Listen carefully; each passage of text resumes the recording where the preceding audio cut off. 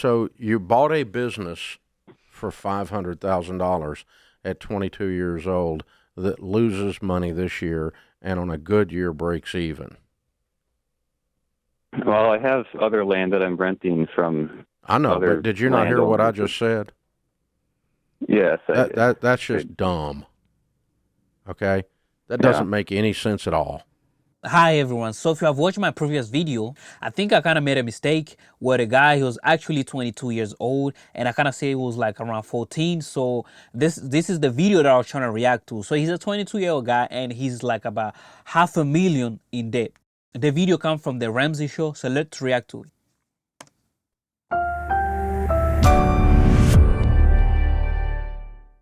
Nathan starts this hour off in South Dakota. Hi, Nathan. Welcome to the Ramsey Show. Hi, Dave and Rachel. Thank you for taking my call. Sure. What's up? Yeah, so I'm a 22-year-old farmer, and I recently, in an attempt to grow my operation, bought a piece of land. So between the land loan and an operating loan, I have about $500,000 in debt. Damn, that's a staggering amount. $500,000 in debt, and he's a farmer. Damn, what kind of bank is lending a 22-year-old, that amount of money? I'm 23 right now, so let me let me know which bank. I might go have a really crazy proposal about a business so they could lend me maybe $1 million. So the land loan is $475,000, and it was just a couple months ago that I bought that, and it's just starting to set in now. I'm going to be paying this off for the next 30 years, and I guess I just wanted to get your input on what the best way to tackle that would be. That scares me. Oh, I think I understand. So he took the loan of like $500,000 so he could buy a land. And after buying the land, and now he's in a debt. And the amount of years that he gonna pay these amount is about 30 years. I think the bank knows like what they are doing, so they know even in the future if he failed to pay his loan and try to do some type of default, they will just try to take his land. Me to death.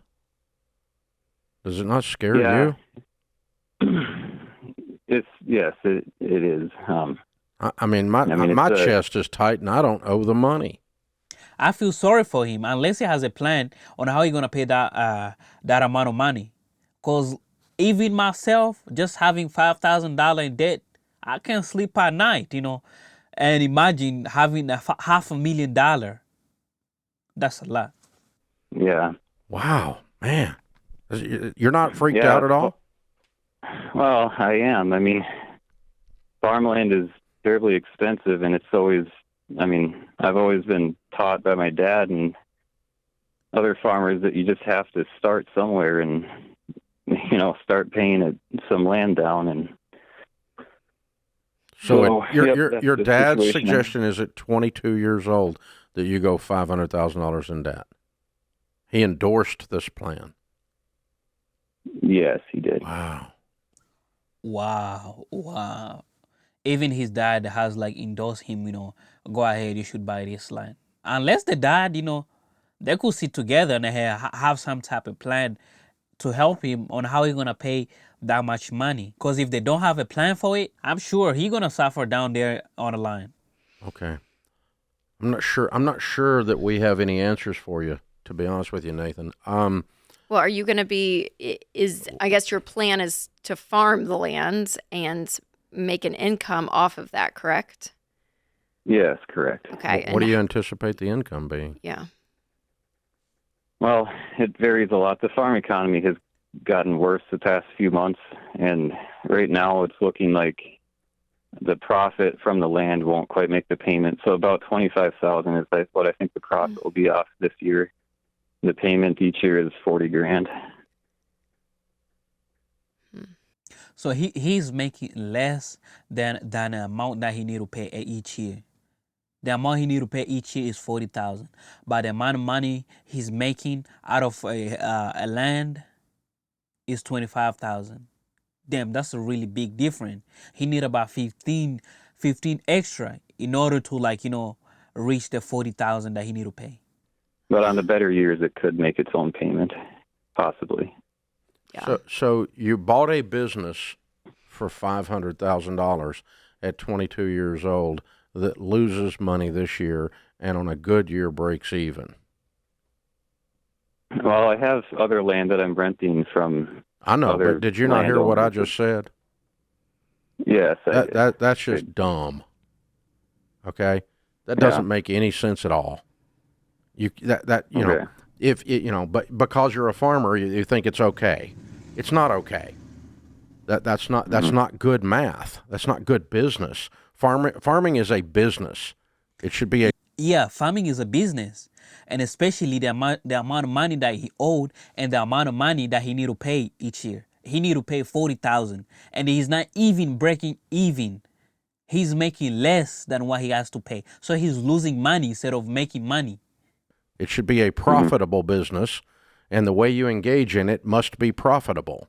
You have to create a profit and loss statement, and you have to actually create revenue in excess of your expenses. And you put so much debt service on yourself, you can't breathe.